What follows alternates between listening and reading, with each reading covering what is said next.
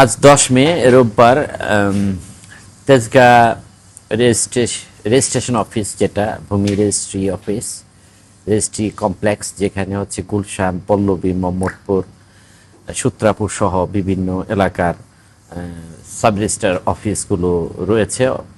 সেখানে আমরা Mohammadpur sub registrar office নিয়ে কাজ করেছিলাম। মোহাম্মদপুর সাব রেজিস্ট্রার অফিসে যেখানে যে অভিযোগগুলো আমরা পেয়েছি, সেখানে কোনো দলিলই আসলে পাস হয় না ঘুষ ছাড়া। আমাদের কাছে একটা ভিডিও এসেছে। ভিডিও হচ্ছে সেখানকার একজন নকল নবিশ, যার নাম হচ্ছে আওলাদ হোসেন। ওই ভিডিওতে দেখা যাচ্ছে সে গুনে গুনে টাকা নিচ্ছে এবং অভিযোগকারী আমাদেরকে জানিয়েছে এগুলো হচ্ছে ঘুষের টাকা দলিল পাসের জন্য।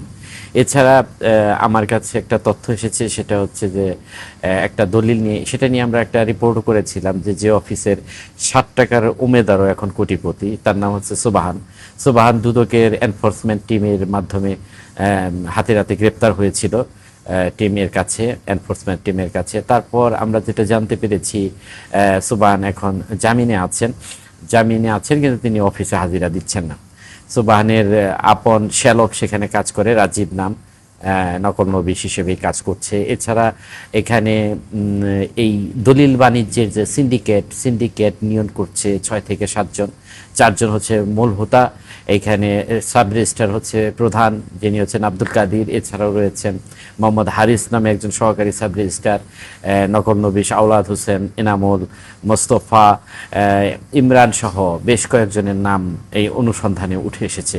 সেটা নিয়ে আমরা কাজ করেছি।